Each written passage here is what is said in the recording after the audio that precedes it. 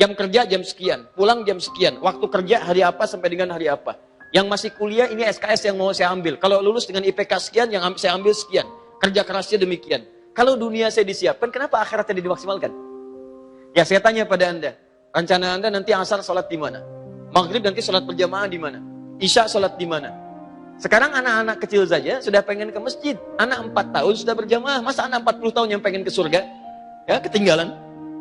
Ini anak yang belum dihisap sudah ngejar. Sekarang yang paling dahsyat, lihat sini, Al-Quran. Saya mau tanya pada antum, hari ini punya target berapa ayat yang dibacakan? Saat antum baru mulai targetkan membaca, anak-anak kecil sudah menghafal.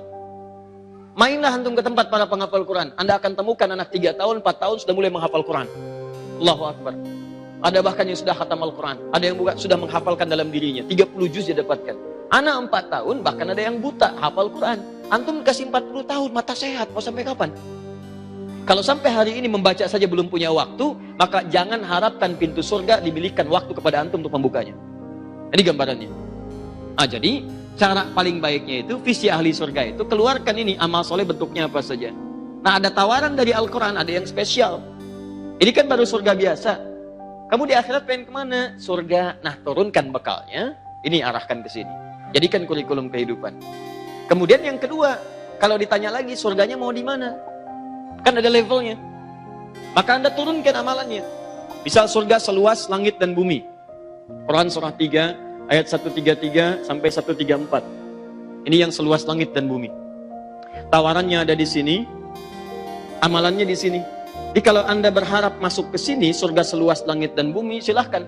Masya Allah, mau sambil lari-lari, mau maraton, mau koprol, silahkanlah seluas langit dan bumi. Dan amalannya ini turunkan ke bawah, ayat 134-nya. Alladzina yunfiquna fis sarai wad dharra wal kadhiminal ghaidha wal 'afina 'anil nas. Begitu Anda niatkan, Anda bermohon pada Allah, nanti ujian akan diberikan oleh Allah. Ujian itu sifatnya bentuknya amalan supaya Anda bisa meraih surga ini. Jadi begitu Anda ingin katakan, ya Allah, saya pengen masuk surga seluas langit dan bumi, diuji oleh Allah. Yang pertama ahli infak, maka didatangkan orang untuk menyampaikan kepada Anda, Pak butuh ini, Bu butuh itu. Bisa nggak mewujudkan itu? Kemudian setelah itu wal kadhiminal ghaidha, sanggup menahan amarah. Maka dibuatlah kemudian sekitaran teman Anda, ada istri kemudian cemberut, ada suami marah, ya, ada kemudian di kantor yang membuat Anda terprovokasi untuk marah. Bisa nggak nahan? Jadi kalau Anda benar-benar ingin mewujudkannya, nanti Allah turunkan berupa amalan. Jadi ketika diuji, ujian itu bukan ingin membuat Anda bermasalah, tapi mengumpulkan pahala untuk Anda meraih apa yang Anda harapkan itu. Paham sampai sini caranya? Enggak, kalau Anda mengerti tentang ini, jadi kita sudah paham kita akan kemana, konsepnya seperti apa, Anda tidak akan pernah bimbang dan gelisah ketika menghadapi ujian yang ada di hadapan kita. Pasti Anda mengerti, karena setiap orang tidak akan diuji keluar dari batas kemampuan dan cita-citanya. Mustahil. La yukallifullahu nafsan illa usaha. Apa yang Anda inginkan, itu yang turun ujiannya. Jadi sebetulnya semua masalah yang kita hadapi, itu sesungguhnya bukan ingin membuat kita bermasalah, bukan. Tapi ingin mematangkan kualifikasi kehidupan kita, sehingga tampil lebih hebat untuk ke depan. Karena itu yang Anda inginkan. Jelas ya?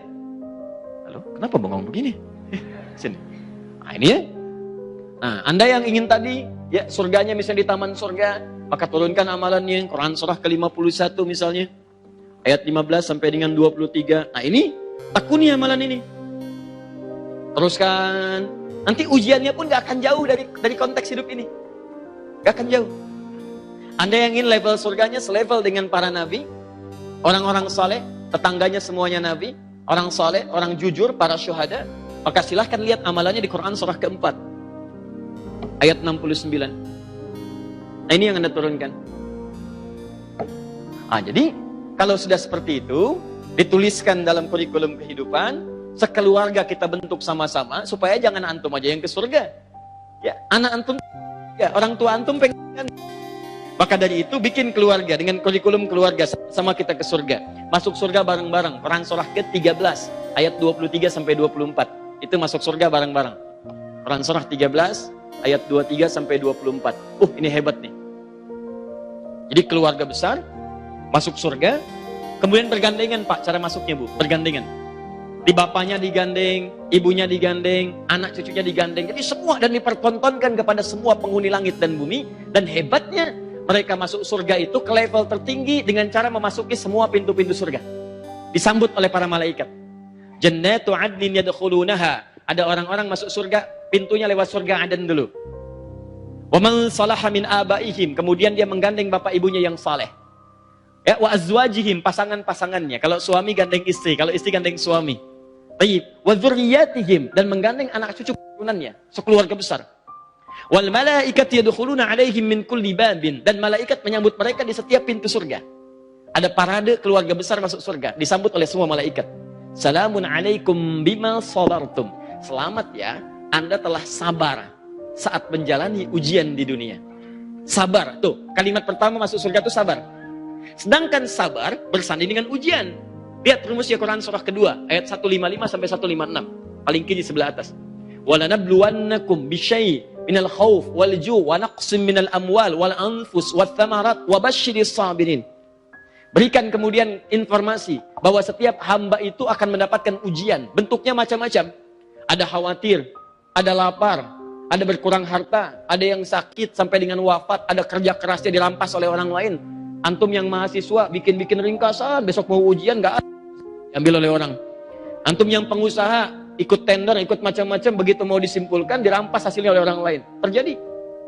Tapi yang paling menarik, wabasyiris sabirin, berikan kabar gembira pada orang sabar. Jadi begitu Anda sabar, surga ada dalam gambaran Anda.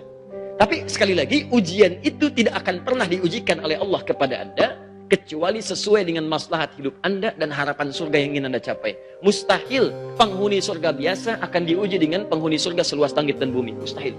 Mustahil orang yang ingin surga seluas langit dan bumi akan diuji surganya, surga level bersama para nabi, itu mustahil.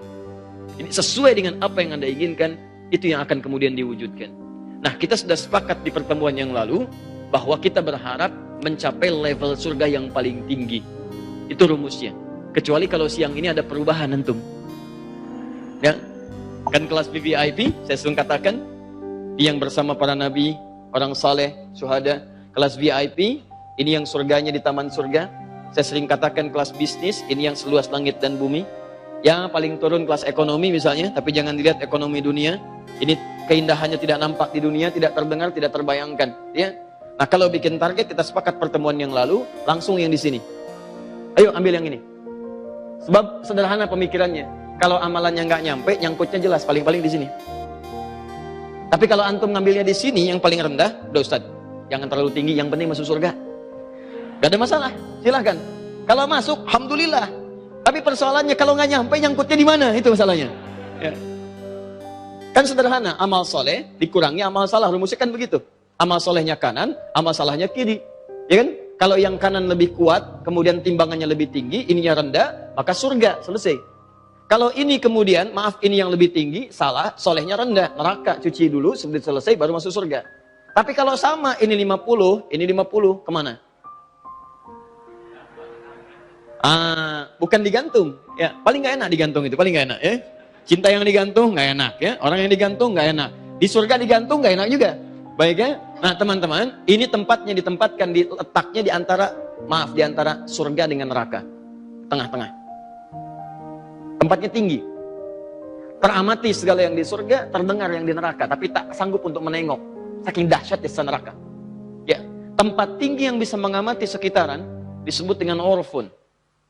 Kalau lebih tinggi lagi, disebut dengan a'rafun. Maka muncul Quran surah Al-A'raf, surah ke-7 itu.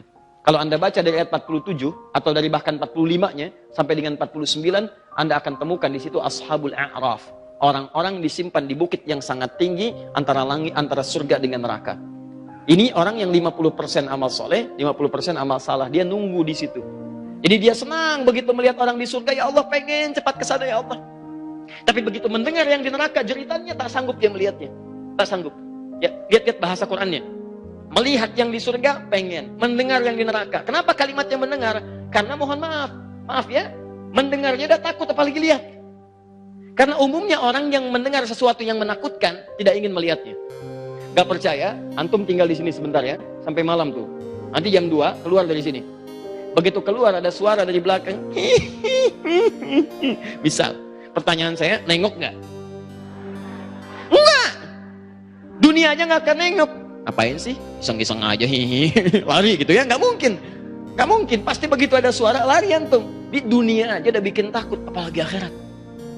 Apalagi neraka. sudah nggak terlukiskan. Makanya dia bermohon kepada Allah untuk disegerakan. Nah, setelah itu dia berharap, setelah proses hisab selesai, baru dia dimasukkan ke dalam surga. Satu harinya 1000 tahun. Jadi kalau ada yang nunggu di situ sehari, berarti sampai 1000 tahun hitungan dunianya.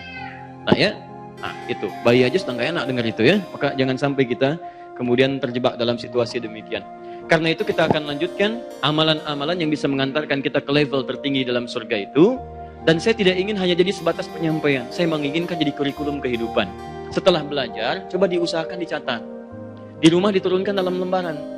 Lembaran itu tempel oleh kita. Bisa mengingatkan di dinding tembok samping kita tidur, di kamar tidur. Begitu antum bangun, itu.